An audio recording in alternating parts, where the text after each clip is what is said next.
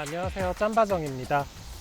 오늘은 카니발 깡통 프레스티지 모델에 대해서 구경을 시켜드리고, 이 차가 3.5 가솔린 모델이거든요. 주행성은 어떤지, 주행감은 어떤지도 함께 설명을 드려볼게요. 얘 같은 경우는 앞에 엠블럼이 바뀌어 있지만 사실 저희가 최근에 리페어해서 교체한 차거든요. 그래서 겉보기에는 22년형으로 보일지 몰라도 사실은 초기형입니다. 21년형 초기형이고요. 초기형과 22년형의 가장 큰 차이는, 이 프레스티지 등급에서 차이는 레인 센서와 애프터 블로우의 유무죠. 요번 앱이와 함께 묶여 있는데, 레인 센서와 애프터 블로우가 빠진 걸 제외하면 사실상 차이가 없다고 봐도 좋고, 다만 가격이 원래는 3,160만원이다가 9인승 기준으로 3,160이다가 이제 3,180만원으로 20만원 인상이 됐습니다. 함께 살펴보시죠. 이 차는 스타일이 미적용된 차인데요. 그래서 자세히 보면 여기 속에 이렇게 MFI 타입이라는 걸 알 수 있죠. 스타일을 넣게 되면 프로젝션으로 바뀌게 되고, 지금은 방향 지시등이 여기에 벌브 타입으로 들어오지만 스타일을 넣으면 이 디알렐이 방향 지시등의 역할을 함께 하게 됩니다. 그리고 이렇게 보시다시피 안개등도 빠져 있죠. 에어로 타입 와이퍼 기본 적용되어 있고요. 윈드실드는 이중 접합 차압유리입니다. 이 옆면 이중 접합 유리는 이거보다 한 등급 위인 노블레스에서 적용이 됩니다. 자, 그리고 스타일 옵션이 없기 때문에 휠도 18인치 휠로 나오게 되고요. 타이어는 굿이어 어슈어런스 235, 60, 18 사이즈입니다. 자, 이렇게 프레스티지 등급을 사게 되면 또 차이가 있는데요. 스타일과는 무관하게 이게 이렇게 이걸 뭐라고 해야 될까요? 그냥 은색 페인트잖아요. 근데 등급을 올리면 좀 더 반짝거리는 크롬으로 바뀌게 됩니다. 육안상 그렇게 차이가 많이 나진 않지만 어쨌든 차이라고 볼 수 있고요. 이거도 다르고 또 얘도 다르고, 네, 앞범퍼와 마찬가지로 이것도 재질이 조금 다릅니다. 또 하나의 차이가, 프레스티지 등급은 이 필러 트림이 무광이죠. 네, 노블레스로 올라서게 되면 여기가 유광으로 바뀌게 됩니다. 그리고 또 하나 있네요. 여기가 메탈이 빠지게 됩니다. 이 부분, 제가 손으로 가리키고 있는 부분이 메탈이 들어가게 되죠. 부품가가 한 13만원 정도 하고, 이 필러 트림은 부품가가 한 9만원 정도 하더라고요. 앞서서 말씀드렸다시피 스타일이 없기 때문에 벌브 타입 테일램프입니다. 그리고 엠블럼 바뀌었죠. 이번에 바뀌었는데 이 차는 뒤쪽은 아직 교체를 하지 않았기 때문에 이렇게 구형 엠블럼으로 달려 나왔고요. 이 차명 로고도 살짝 디자인이 바뀌었습니다. 그 새로운 기아 로고처럼 조금 납작하고 메탈을 강조한 듯한, 메탈 질감을 강조한 듯한 느낌으로 바뀌었죠. 자, 그리고 프레스티지 등급에서 절대 불가한 것, 전동 트렁크가 없습니다. 이렇게 손으로 열어야 하고 전동 트렁크 자리는 비어 있습니다. 그래서 만일에 이 차가 SUV였다면 전동 트렁크의 부재가 상당히 아쉬울 수 있는데요. 다행히도 얘는 오토 슬라이딩 도어가 있죠. 파워 슬라이딩 도어. 프레스티지 등급에서는 80만원짜리 옵션입니다. 이렇게 양쪽 다 자동문이 적용이 돼 있어서 전동 트렁크의 부재에 대한 아쉬움을 조금 덜어줄 수 있을 것 같아요. 자, 이 차 같은 경우는 컴포트 옵션이 적용되지 않았거든요. 그래서 이 센터 콘솔에 그 서랍 기능이 없죠. 서랍 기능이 없고요. 그리고 좌석 등받이 기울기를 컴포트를 넣으면 전동식으로 조절을 하게 되잖아요. 근데 이 차 같은 경우는 없기 때문에 수동 조절입니다. 수동 조절이고, 후석을 위한 2, 3열을 위한 공조장치는 요번 앱에 묶여 있는데요. 수동 에어컨으로 살지라도 이 오토 기능은 빠지지만 얘는 달려 나오긴 합니다. 뒷자리 열선은 프레스티지부터 기본이에요. 그냥 기본으로 적용이 돼서 생각보다 좀 유용하죠. 네, 이렇게 3열도, 4열은 밑에 싱킹돼서 숨어 있는 상태이고요.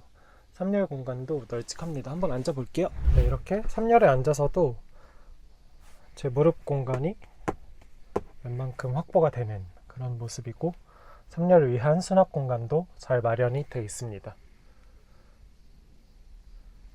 네, 와, 넓네요. 넓고 이게 베이지 계열이어서 실내도 좀 고급스러운 느낌인 것 같아요. 안에 분위기만 봤을 때는 이게 기본형인지를 어떻게 알아볼 수 있을까 싶을 정도로 컴포트 옵션이 없어서 여기가 되게 허전할 줄 알았는데 뭐 허전하긴 하죠. 이런 거 보면 허전한데 그래도 컵홀더도 온전히 달려있고 네, 시거잭도 있고 충전 포트도 있고 해서 나쁘지 않은 것 같습니다.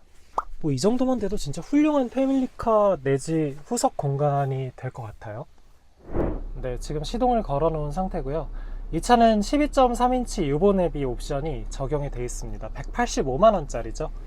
그래서 이렇게 큼지막한 내비게이션 모니터 달리게 되고 프로토 에어컨도 기본으로 따라옵니다. 천장에 유보 내비 버튼도 따라오죠. 여기 조명이 야간에 들어오지 않아서 좀 불편하다는 의견이 많았었는데 22년형에서는 버튼에 조명이 들어온다고 합니다.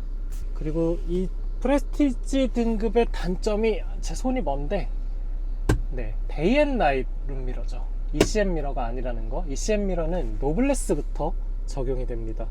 소재 면에서 진짜 되게 놀라운 게요, 원래 카니발이 그렇게 소재가 좋은 차가 아닌데 이렇게 직물 썬바이죠. 플라스틱이 아니에요. 근데 또 A필러는 플라스틱입니다. 프레스티지 등급을 사시면 이렇게 나무 무늬 트림이 들어가게 되고요. 코튼 베이지 컬러로 뽑으면 대시보드가 블랙이 아니네요. 블랙이 아니고 블랙 하이그로시 이렇게 들어가 있고요. 여기 보시면 무광이거든요.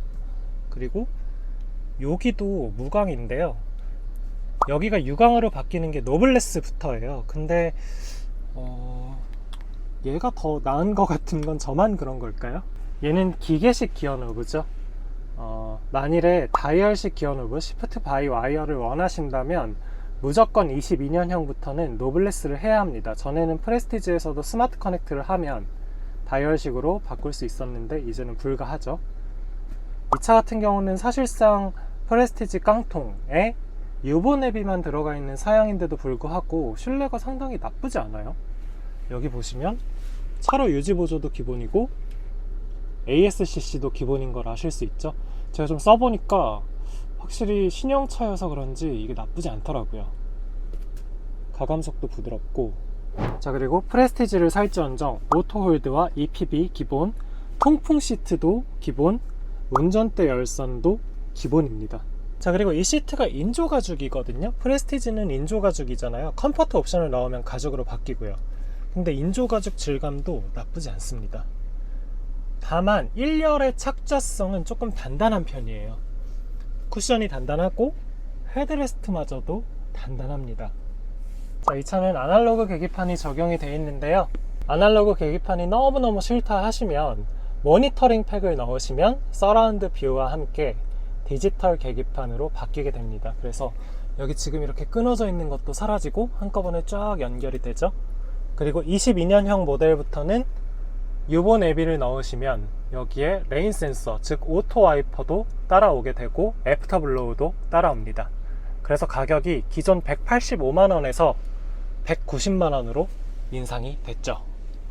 인테리어만 봐서는 카니발에 별로 관심 없는 그런 분들이라면 이게 깡통인지 뭐 옵션을 어느 정도 넣은 건지 구분이 쉽지 않을 수도 있을 것 같고, 무엇보다 구형 카니발하고 비교한다면 이 정도 퀄리티만 돼도, 이 정도 인테리어만 돼도 우와, 차 좋다, 좋아졌다, 모니터도 크고 나쁘지 않다, 이런 생각이 들 것 같습니다. 확실히 이 차가 3.5 가솔린이다 보니까 아이들링 때 굉장히 조용하네요. 굳이 흠을 3가지만 꼽아보자면, 억지로 꼽아보자면, 이 생각보다 소재가 나쁘지 않은데 이게 스티치 느낌만 내놓은 거거든요. 그래서 만져보면 조금 어색하긴 해요. 어색하긴 하고요. 이렇게 여기 보시면 필러부 안쪽 마감이 되어 있지 않다는 거. 카니발이 물론 뭐 럭셔리함을 지향하는 차는 아니지만 가격을 생각하면 이런 건 조금 아쉬울 수 있죠. 자, 그리고 운전할 때 좀 거슬리던 게 여기 가운데 보시면 이게 트림이 만나면서 잘린 부분이 있거든요. 이게 은근히 좀 거슬리더라고요. 저 같은 경우는 좀 이렇게 깔끔하게 만나면 좋을 것 같은데. 이 차가 출고가가 3,400만원 정도밖에 안 되는데 3,160 또는 3,180에 파워 슬라이딩 도어 80만원, 그리고 유보 내비 185만원 또는 190만원을 낸 조합인데요.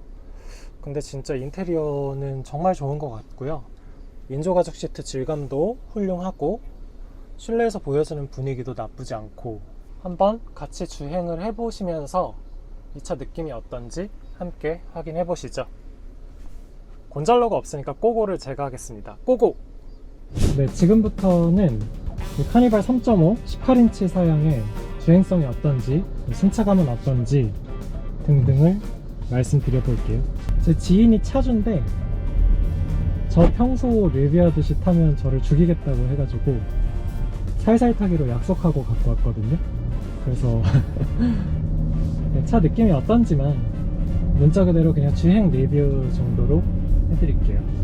지금 2000rpm 정도로 오르막을 올라가고 있는데 이 6기통 특유의 가느다랗고 약간 분위기 있는 그런 엔진음이 기분 좋게 유입이 됩니다. 평상시에 주행할 때는 거의 한 1500, 1800, 1200 뭐 요 사이에서 주로 움직이는 것 같아요. 확실히 배기량이 있다 보니까 그렇게 회전을 높게 쓰진 않고요. 주행 연비는 제가 한 이틀 정도 타봤는데 고속도로에서는 뭐 15까지도 볼 수 있고요. 서울 시내 간선도로에서는 16, 17 이렇게도 나오고, 그냥 복합으로는 한 대충 10, 11 이렇게 보면 될 것 같아요. 팰리세이드도 생각보다 연비가 나쁘지 않았잖아요. 카니발도 덩치에 비해서는 연비가 그렇게 나쁘지는 않은 것 같습니다. 무게도 딱 2톤 정도, 2010kg인가요? 뭐 그 정도여서 선대 모델보다 많이 가벼워지기도 했고요. 방지턱을 넘을 때 느낌이, 예전에 구형 같은 경우는 뒤쪽이 떨어질 때 막 쾅 하면서 정말 승합차 같은 그런 느낌이 났었는데, 얘는 상당히 탄탄해요. 탄탄하면서도 또 일정 수준 이상의 충격이나 스트로크를 요할 때는 부드러워집니다. 그래서 저는 개인적으로 팰리세이드 승차감이 별로 좋지 않다고 생각하거든요. 걔는 좀 약간 늘어지고 너무 무른 느낌이 있어서 개인적으로 마음에 들지 않았었는데, 이 카니발은 적당히 탄탄하면서도 그 속에 부드러움이 함께 있어서 기분이 되게 좋더라고요. 그리고 이 긴 휠베이스 특유의 방지턱을 넘을 때 기분 좋은 느낌도 잘 자아내고 있고요. 뭐 일상에서 힘 부족은 전혀 느낄 수 없습니다. 이게 거의 300마력이잖아요. 진짜 미니밴 타고 막 영화에서 보면 악당하고 추격전을 벌이는데 뭐 그런 환경에서도 쓸 수 있지 않을까. 대충 제가 찾아보니까 0에서 시속 100km까지 가속하는데 한 8초 정도면 되던데, 디젤 200마력짜리 2.2 디젤에 비해서는 확실히 좀 성능에 여유가 있는 거죠. 운동성도 나쁘지 않습니다. 차 크기를 특히나 생각을 한다면 코너도 되게 잘 돌고요. 이래서 카니발들이 고속도로에서 많이 쏘고 다니는 거. 그리고 제가 최근에 스타리아를 한 1박 2일 정도 시승을 했었는데, 스타리아 같은 경우는 중심고가 카니발보다 더 높잖아요. 일단 키 자체가 더 크고, 그래서 코너 도는 게 좀 부담이 될 때가 있었고, 무엇보다 제동이 굉장히 무서웠거든요. 제동거리를 상당히 길게 잡아야 하는 그런 정말 옛날 승합차 같은 그런 느낌이 조금 남아 있었는데, 카니발은 뭐 제동면에서도 그냥 평범한 SUV 같은 그런 느낌을 주고 있습니다. 일상에서 이렇게 다닐 때는요, 정말 그냥 타이어 굴러가는 소리만 나고 너무 정숙해서 상당히 프리미엄한 미니밴을 타고 있다는 착각을 주기도 하는 것 같아요. 사실은 아니지만, 사실은 뭐 그래봐야 3,400만원짜리 경제적인 미니밴이지만 6기통 가솔린 엔진이 들어가 있다 보니까 뭔가 좀 풍요로운 듯한 대배기량 특유의 그런 느낌을 선사하고 있습니다. 이렇게 귀를 간질간질하게 만드는 이 저회전 영역에서 대배기량 엔진 특유의, 6기통 엔진 특유의 이 사운드가 미니밴임에도 불구하고 굉장히 좋은 느낌? 어떻게 이런 6기통 가솔린 미니밴이 3천만원 초반밖에 안 하고 이렇게 실내가 좋아 보일까요? 참 진짜 우리나라에 현대기아가 있어서 가능한 일이겠죠? 자국차 브랜드가 있어서. 되게 운전을 좀 약간 여유롭게 하게 되네요. 차도 이렇게 시야도 좋고 차도 크고 하다 보니까. 그럼에도 불구하고 그동안 와인딩에 가까우면 막 빨리 달리고 그랬었는데, 천천히 달려도 기분 좋은 것 같아요. 뭔가 사고 싶다. 흰색 카니발 타고 고속도로 다니면 되게 빨리 갈 수 있겠죠? 카닥 스티커 붙이고 다닐까요? 업무용 차처럼? 그러면 제가 남포 운전하면 카닥 고객센터로 전화가 가겠죠? 네, 사면 안 되겠습니다. 이렇게 다른 차들보다 조금 빠른 흐름으로 굽잇길을 내달려도 생각보다 잘 가줍니다. 기울어짐도 되게 억제돼 있고 너비가 좀 커서 그런가 봐요. 사실 두꺼운 18인치 휠을 끼고 있어서 별로일 줄 알았거든요. 지금 공기압 38인데 별로일 줄 알았는데 잘 갑니다, 생각보다. 다만 운전대 감각, 운전대의 예민함, 뭐 핸들링 뭐 이런 부분에서는 좋은 평가를 주기는 어렵죠. 락트락도 크고요. 이게 C타입 MDPS인데 뭐 확실히 운전했을 때 칼럼 타입인 게 티가 나요. 이러진 않습니다만 이게 좀 많이 돌아가잖아요. 확실히 이런 큰 차들이 바퀴 많이 락트락이 큰데 그래서인지 몰라도 조금 반응이 둔하다는 느낌은 있긴 있습니다. 요즘 나오는 SUV에 비하면 확실히 그렇고, 그냥 미니밴 평균에 비하면 괜찮고요. 특히나 구형 모델에 비한다면 정말 좋아졌고, 무엇보다 이 차가 지금 고속주행할 환경이 안 돼서 보여드리진 못하지만 고속 안정성이 정말 좋아졌더라고요. 고속 안정성이 정말 좋아졌고, 고속도로 주행할 때 되게 믿음직하고 또 엔진 파워가 괜찮은 편이어서 속도 쭉쭉 붙이기도 좋고요. 디젤과 뭐가 다르냐, 뭐 디젤을 포기하고 이걸 살만한 가치가 있냐, 이런 생각과 질문을 하시는 분들이 있을 것 같은데요. 사실 이 차주분도 제가 강력하게 얘기해서 가솔린을 샀거든요. 일단 가솔린이 디젤보다 120만원 저렴해요. 근데 저희 논리는 이거였어요. 다른 차들 같은 경우는 디젤과 가솔린 둘 다 4기통인데 얘는 가솔린을 사면 6기통이지 않냐. 물론 가격 차이는 120만원 밖에 안 싸지만, 그래서 기름값으로 결국은 다 까질지언정 평소 주행감에서 차이가 굉장히 클 거다, 가솔린 하셔라 라고 했는데 차주분이 후회하지 않으시는 것 같더라고요. 일단 불쾌한 진동이나 그 깔깔거리는 디젤 특유의 소음이 없다 보니까 쾌적하대요. 저도 그게 굉장히 많이 느껴져요.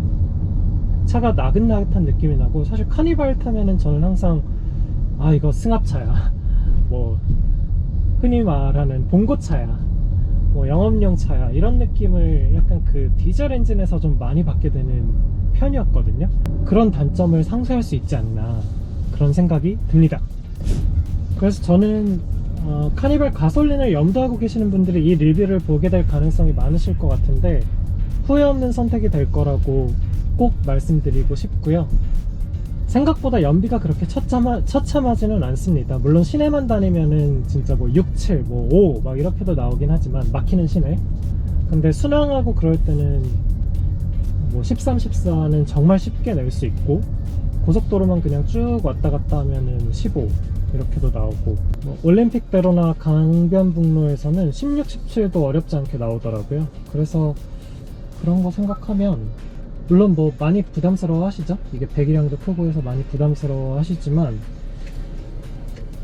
사실 아버님들 중에 이게 약간 자신의 엘마이자 가족용 차로 굴리는 분들이 많은데, 그래도 조금 운전 재미와 고급감을 느끼고 싶으시다면 디젤보다는 가솔린이 낫지 않을까가 아니라 가솔린을 강력 추천하고 싶습니다.